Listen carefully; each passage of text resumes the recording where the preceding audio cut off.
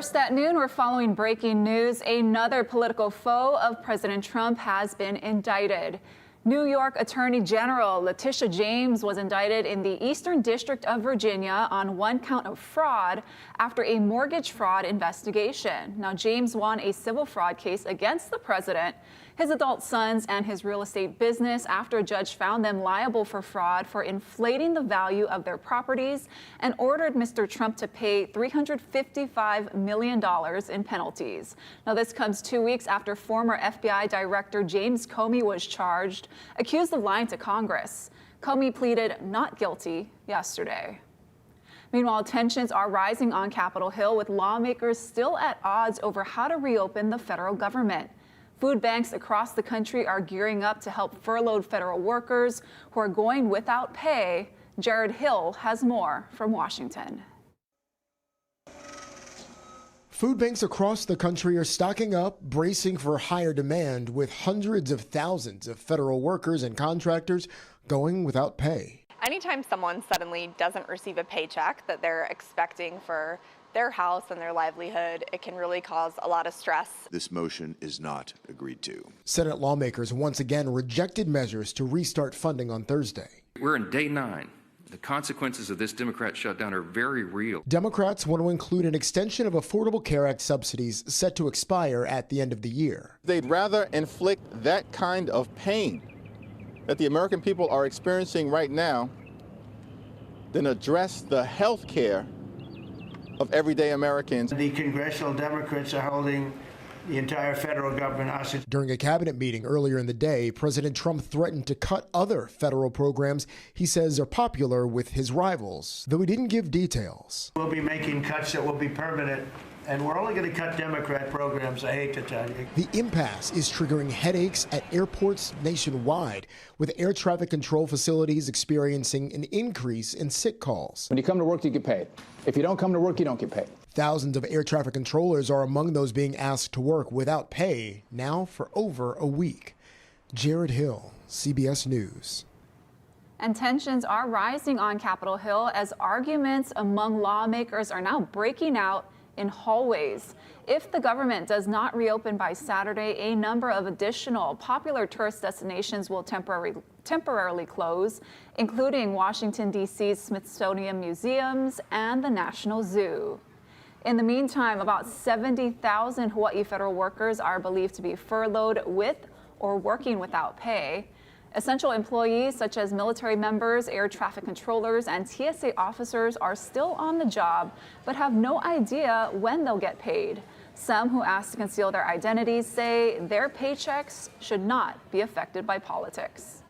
I do think it's something they should continue to work for affordable premiums for families who may otherwise not be able to afford it, but holding the paychecks hostage of essential employees is not the right way to do it. This idea of the government is saving money during a shutdown is completely false, because you still have to pay all your bills, you still have to pay your leases, you still have to pay all the employees who some are still having to work, but most of them are not.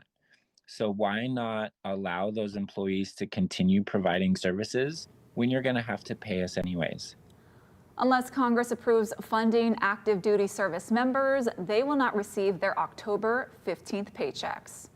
And Hawaii residents will have a chance to speak directly with Congresswoman Jill Tokuda next week. She's holding a statewide telephone town hall next Thursday, October 16th, from 5:30 to 6:30 p.m., taking live questions about the shutdown, funding cuts, and other issues affecting the islands. Residents can RSVP to receive a call or dial in directly, and the event will also be streamed on Tokuda's Facebook page. Honolulu police have arrested a 54-year-old man for arson after a Nanakuli townhouse went up in flames. Tuesday afternoon's blaze caused over $700,000 in damage to the building on Helelua Place, and investigators determined it was intentionally set. It started in a 2-story residence in the center of the building and then quickly spread to neighboring units. Neighbors told us what they experienced that day. I started smelling smoke, and I looked in the sky, and yeah, it looked kind of smoky out here. We both came out of the gate, and that's when we saw the The unit pretty much engulfed in flames real fast. Thankfully, no one was hurt. The Red Cross was requested to help the building's occupants. And Honolulu police are crediting the public with helping track down a suspected shooter out of Kalihi.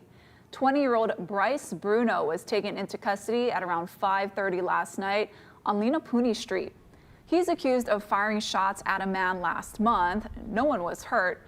Police say information from the public helped lead to his arrest. Bruno was also booked for robbery and is on a no-bail bench warrant. HPD says a new program has resulted in a 100% success rate in shutting down illegal game rooms in the Kalihi area. It's called Operation Follow Through. The department says it works with other agencies, including the Honolulu Fire Department and the city's Department of Planning and Permitting, in targeting property owners for possible violations when a game room is shut down. There's a game room on School Street up until a few years ago that was paying $14,000 a month to their landlord simply to rent this tiny space. That kind of money, makes it really lucrative for the landlord. Honolulu police says they permanently closed 9 game rooms in 2023. That number jumped to 16 last year, and 37 have been closed so far this year. HPD is now working to expand the program island-wide. And if you've recently been to the Halona Blowhole in East Oahu or the Lanai and Makapu'u lookouts, you might have noticed these cameras. They were installed at the end of August as part of a crime crackdown pilot program. HPD says there have been no vehicle break-ins since then. Prior to the program, there had been 50 to 80 of them a month at those sites. I come out here often. I come out here at least once or twice a week. And since the cameras went up, I don't see any of the broken glass from broken windows where cars have been broken into. It costs more than $21,000 to lease one of the cameras for 6 months. HPD's pilot program ends in February. It plans to work with the City Council to determine whether there is enough funding to expand it island-wide. A circuit court judge narrowed the scope of former police chief Joe Logan's wrongful termination lawsuit. Lynn Kawano explains the judge's decision and what that means for the civil case that taxpayers could be on the hook for. While some of the counts were dropped against the mayor, he was not cleared completely.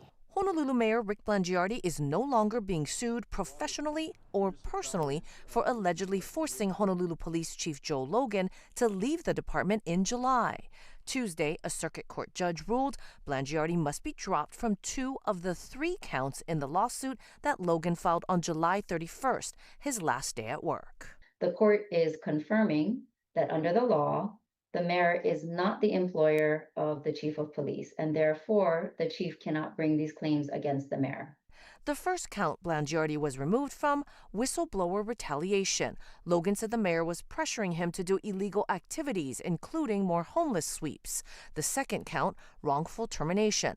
Logan said the mayor threatened him with bad press if he didn't resign. The city and county of Honolulu are still defendants in both counts. However, Blangiardi is still being sued personally for count 3.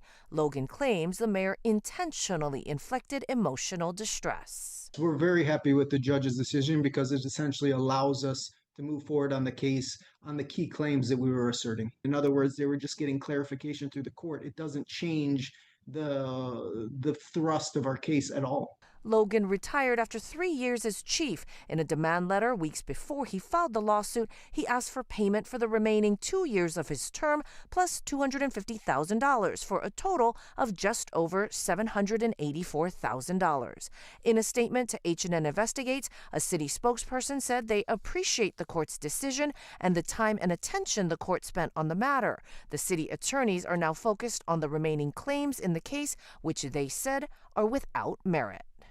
Obviously, we wouldn't be bringing these claims if we believe they were without merit. I think the underlying facts of this case are outrageous, and I believe that a court and a trier of fact will agree with us should this matter have to be tried in front of a jury. No trial date yet. That will be set later this month. I'm Lynn Kawano, Hawaii News Now.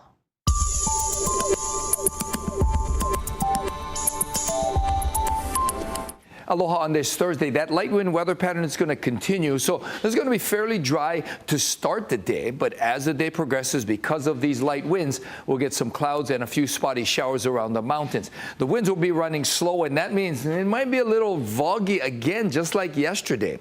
And as far as surf, it's going to be relatively small today, but heads up, we're expecting an advisory level swell, a big swell, coming into north and west shore sometime on Sunday.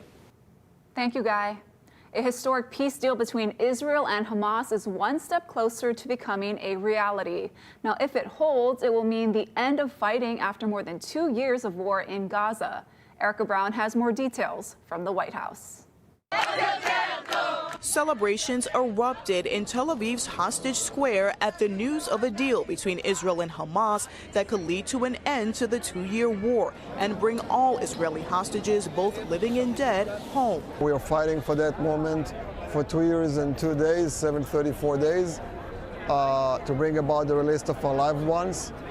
It is happening. It looks like it is happening. In Gaza, Palestinians who were driven from their homes during the war are now hopeful they can return and rebuild.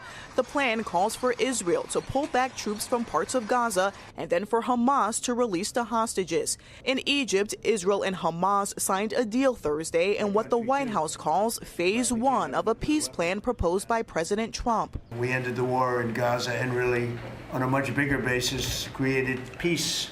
And I think it's going to be a lasting peace, hopefully an everlasting peace. President Trump called the deal a momentous breakthrough in the Middle East and says he expects the hostages to be released as soon as Monday or Tuesday. Thank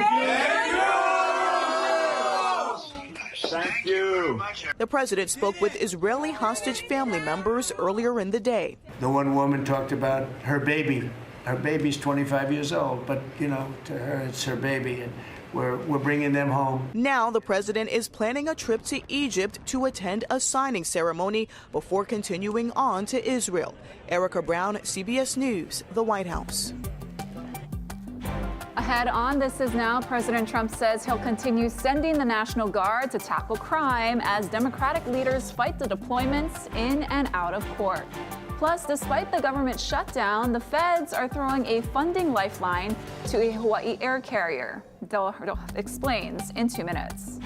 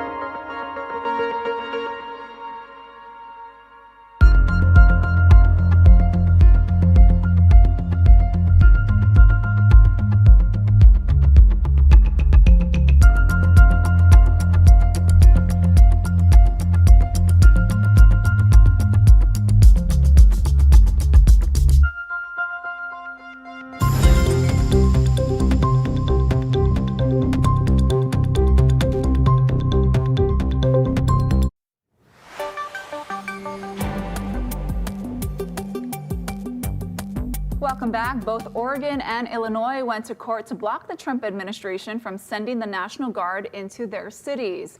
But the president said in a cabinet meeting he won't be backing down anytime soon. Ian Lee is in Chicago with more. Hours before the court even began hearing arguments, National Guard troops had already entered this immigration processing facility near Chicago, sent there by the Trump administration to protect ICE operations.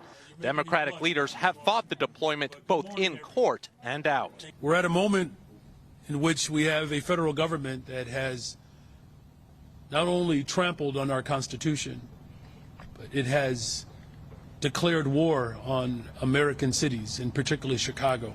But at a cabinet meeting at the White House, President Trump said he'll continue to deploy troops to tackle crime. We're restoring law and order in our country, and we're restoring it here, but we're restoring it right now. We're in Memphis, we're going to Chicago, we're going to other cities. Many governors are asking us to.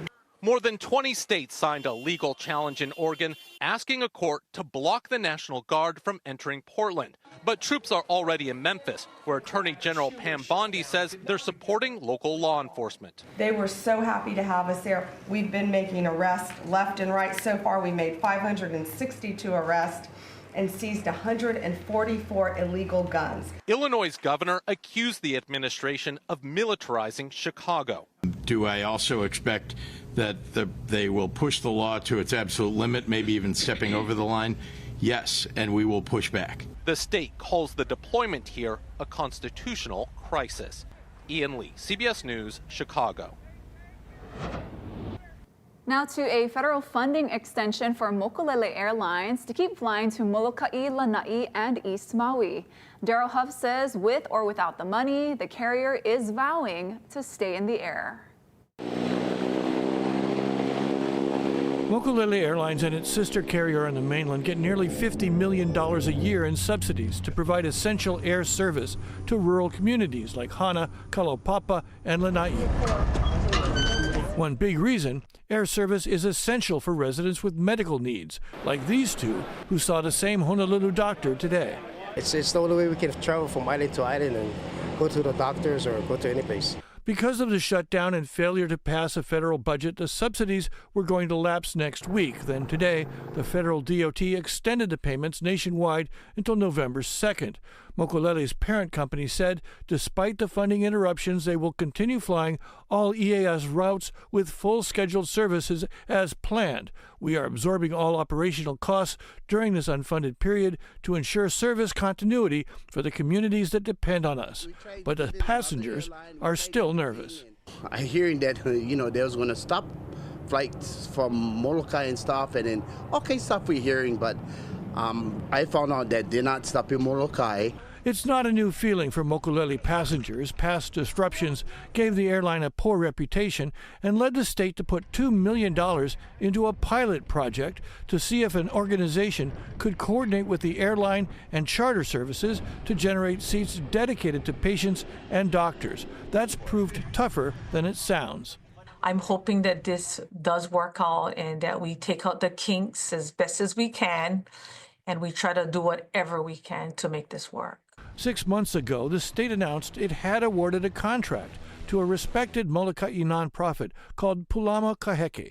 The program is described in detail on the organization's website, but the contract has not been finalized. Senator Linda Coit said key documentation still hasn't come from various partners to the state. She also is concerned that $2 million won't be enough to make a dent in the problem.